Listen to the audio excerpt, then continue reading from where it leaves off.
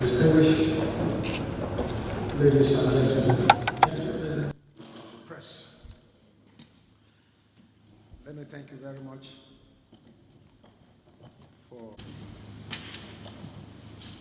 for all that you have been doing, not just for me, but for Benue State and for our country, Nigeria. There is one thing I want you to know, and let it be on record, that it is said that those who keep quiet in the face of adversity, they are also complicit. What I try to do is not just for my selfish interests, but it's out of patriotism and to ensure equity, fairness, and justice for all citizens of Benue State and extended to other parts of our country, those who want to take it. But I mean very well. I mean very committed to the unity and progress and development of our country, Nigeria, because I have no other country elsewhere. I don't have any resident in any other part of the world other than Nigeria. I have no property in America, in Europe, in Asia, or any part of the world. And I challenge anyone who has identified me with that to come up and say it. And I have no intention whatsoever, because I remain here. I will walk here the day that God will call me to meet my ancestors. It will be in Nigeria, not elsewhere. And I know that even in the course of my duty, if I die the day that God permits, I will come back and be buried here in Nigeria and in Benue State. So I have no basis whatsoever. All my investment throughout my life are here in our country, Nigeria. And I challenge anyone who thinks otherwise to come out. And so whatever I say and whatever I do is out of patriotism. I'm concerned about the pride of Nigerians, the plight of Benue State. Now I've been in government for a very long time. I was local government chairman in 1991 to 1993. And I've been there at the state level, at the federal level, and today back at the state level. And when I see something that is wrong, instead of keeping quiet, I don't want to be complicit to the evil that is going on in our country, Nigeria, today. That has informed this briefing that we're having today. And to say that the APC-led government in Nigeria today have completely failed with their promise. And the leader of the party in the APC and the leader of our country have completely failed to fulfill the promises that they gave to Nigerians. I was part of those who elected President Muhammadu Buhari in 2015. We worked hard for it, based on the promise that he gave us, that he will be a president for everybody and for nobody. But today we have seen clearly that the president is a president for Fulani people. And everybody is aware, we have seen it. The level of nepotism since the inception of our country, Nigeria, even before the independence of our country, we have never witnessed this level and kind of nepotism that is going on in our country. We have never witnessed the level of disunity in our country. We have never seen the level of insecurity that is going on in our country. We have never seen the economy going down the way we have seen today. Those who are keeping quiet, you're also going to be consumed, because one day the Nigerian people will not allow you to ride in your air-conditioned vehicles. I'm a grassroots man, and so I appreciate the feelings of the people out there. It is a joint responsibility, and I feel so sad, and I pity the president of our country, because those who are around him are deceiving him and is not aware of the plight of our people. I said, this calls for prayers, but it calls for more than prayers. We must arise and make the president understand that things are not going well in our country. The basic responsibility of any responsible government, we are told, is the provision for security for lives and property. Because this is beyond us. It's beyond state. It's beyond local government. The federal government has the sole responsibility of the coercive powers. The military, the police, the civil defense, the DSS are under the control of the federal government. They hire and fire as they want. They're not performing, they fire them. So it is not the responsibility of the state. The states and the local government depend on the federal government. And so it is amazing the level of insecurity. I cannot travel at will to any part of the country to prosecute my responsibility as governor of the state, even in the federal capital territory, where my office demands me to be there very often to take on state matters that require my attention. It is really unfortunate. Those people who are complacent and think that they are living in their comfort zones without looking at the reality of what is happening in our country today. It's really unfortunate. I have over 1.5 million IDPs out of the projected 7 million population that I have in Benue State. And most of these people, more than 80% of them, are the farmers that gave us the appellation of food basket of Nigeria. Today, they are IDPs, suffering every day. As if that is not enough, every day you woke up, the Fulanis, with the consent of the federal government, have decided to make life unbearable for my people, the people that I govern. I know that it is happening in other states of the federation, but I'm talking about the state where I'm elected as governor to provide good governance and security for lives and property. So I talk about my state. It is unfortunate, and I pray for my colleagues and the people of various states that let God help us. But more than praying, we must act, because for me, as a student of the Bible says, faith without works is dead. And so action must be taken. I'm going to take my action in my own way. I have consulted with my people. They have told me what to do. It's not for public consumption, but we are going to take decisive action, because enough is enough. We have cried enough, and no more crying. After this press conference, I'm not going to tell anybody about how many people have been killed in any of my local governments in Kuma. But we'll take steps to stop this. We'll complement the security agencies, but we are not going to compromise our peace and security. Again, this is enough. How can we allow our country with this level of impunity, with the APC-led government by President Muhammadu Buhari,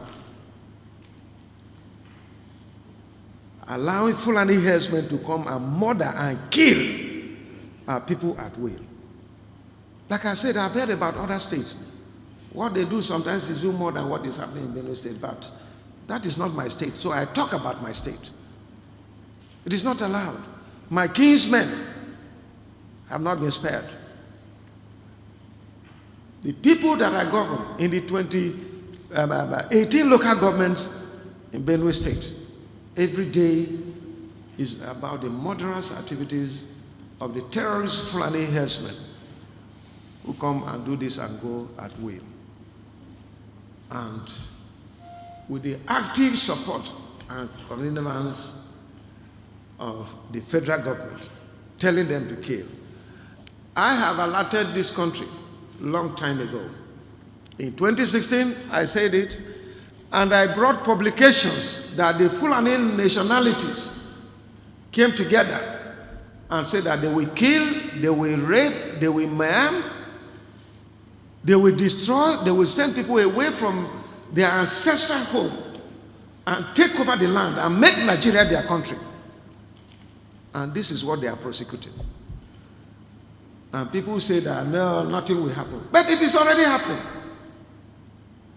The 1.5 million people I have in those IDP camps have been chased away, and those people are residing there. The security men have done their best. From 2017 to date, more than 100 security personnel have been killed, murdered, butchered by these terrorist Fulani herdsmen.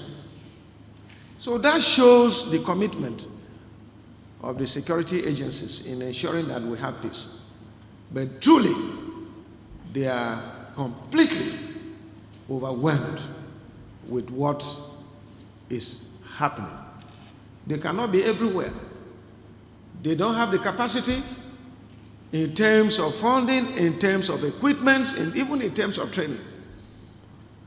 And so it becomes a very difficult task for them to have. They've been doing their best, but I admit that they are grossly inadequate. And so the federal government have completely failed. And I want to call on our president, President Muhammadu Buhari, to accept the fact that he has failed this country. And I want to advise him to honorably resign as president of Nigeria. Yes. He can resign and hand over to his deputy, his vice, to handle the affairs of this country. Otherwise, this country is going down. No wonder in 2014, I saw a video clip where the president promised Nigerians that he was going to take Nigeria from his APC government from top to bottom. 3 times he said it, top to bottom, APC, top to bottom, APC, top to bottom. And today, we're already at the bottom. The only thing that is left, if nothing is done, if the president does not rise up to take up the responsibility of taking this country from bottom to top, we are going to go underneath. Because if we came from top to bottom, then it means the next thing, if we continue to descend in that manner, we are going to go underneath. And I don't know how many of you going underneath means it is our burial now. We are all going to die. So those of you who are keeping quiet, well, me, I have said my own. And if people will take it, fine. If they don't take it, fine and good. They can insult me. They can send EACC to come after me. Even the things that we do right, they will say we have not done right. But me, I have faith in the judiciary. If you come here, EFCC, I'm warning you, if you come here and you do the things that are not right, I will take you to court again. And by the grace of God, I will defeat you in the manner that I did before. Because I stand for truth, equity, fairness, and justice. That is all. Because this country belongs to all of us. It is not about a Fulani president or President Muhammadu Buhari. We have had Fulani president before who are judged to be the best. President Shagari was a Fulani man from the Caliphate. Was a good president. He did well. He was able to reach out to people. He was able to patronize people. He was able to provide security for lives and property. Yaradua came as president, a Fulani man from Katsina, and he did well. Look at what he did. Till tomorrow, nobody has provided a solution to the Niger Delta crisis more than President Yaradua. He was a Fulani man. It's about incompetence. It's about non-performance. It's about barefootedness. It's about lame duck. It's about somebody without a vision and direction to lead our country. So I call on President Muhammadu Buhari to resign. If he wants APC to continue, let him hand over to his vice to take us from there. We know the time he transmitted power the other day. Within a very short time, 2 weeks, the vice president was able to turn around several things in this country. And we saw the benefits. We saw the value addition. And so let him do it. In the 1 year or so that he has, I believe that that person can do something better than what we're saying. Anybody who is deceiving President Muhammadu Buhari that he has performed well is a liar. President Muhammadu Buhari, you have not performed well. Your anti-corruption is only against perceived enemies. Nigeria have never borrowed in the manner you have borrowed. This is a complete shame. I know they will insult me. They will say all kinds of things after this press conference. That is if the media people will be able to tell them, because me, I don't go to the villa. They have stopped me from going to the villa, so it is through the press. If that is you who are here as my colleagues, will tell them that this is what I have said. I know they will insult me. They will say all kinds of things. You're not paying salaries, but I've been paying salaries from 2018 to date, and they have created it. How about the states that were not paying salaries and they gave them money to pay so that they will single me out and be saying it? The Bible says you shall know the truth and the truth will set you free. I will continue to say the truth. Even against threats of my life that it has been happening, I will continue to say it.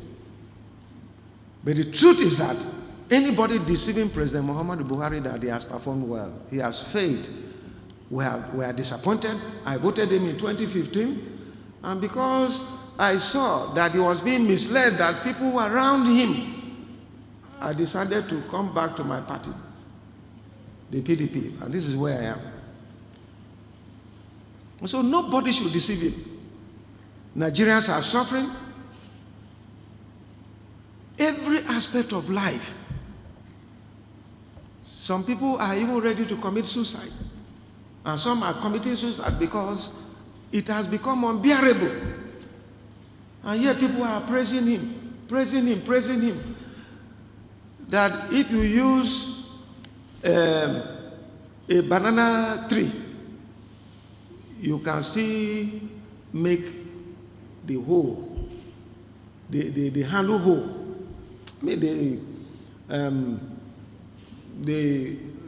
That some people are praising me and telling him that, look, if you say something, the banana tree can be used as a whole handle. And tell me, those of you who are adults here are listening to me, how can you ever carve or make a banana tree to become a handle, handle hole of for farming?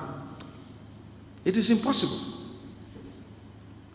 So this press conference is meant to let Mr. President know that we here, if other states are feeling this impact, yes, because of the so much borrowed money, there are some little value addition on roads, as we can see. But I went to Boko last weekend, and I saw the patching of the roads. But as I was coming back, the road gave way. All the potholes that were patched were given out. So, Mr. President, we need to call Nigerians together and work with them to ensure that we do the needful to help our country, Nigeria. People can say whatever they want, but we have been making milestones in all sectors of the economy in Benue State based on what we have. In counterpart funding, sustainable development goals, we have played our role, and we can see it. Today, the 42 comprehensive health centers we have set up alongside with sustainable development goals, they are standing, and we duly paid our quota. The recently commissioned 120 mother and child hospital was also a partnership. Federal government played their role, we also did. And that is why you have seen it where it is. The opening of the state roads and several other projects that we're doing are meant to add value. And our consistent voicing out and condemnation of the Fulani invasion against us, including some local banditry that we've been doing, shows clearly that we've been working hard. We have never left issues of security without attending to. We are aware that we have some local security issues, communal clashes, and all that. But the one that have created problems for us and have led to the IDPs that we have today is the Fulani terrorist attack on our various communities. We condemn this. And, we want to still ask the federal government to rise up to its responsibility. They have the coercive forces, they have the security apparatus, and they should be able to do something to safeguard lives and property from these terrorist Fulani men. Thanks for checking out SYMFONI on YouTube. Please be sure to subscribe and like our videos for updates.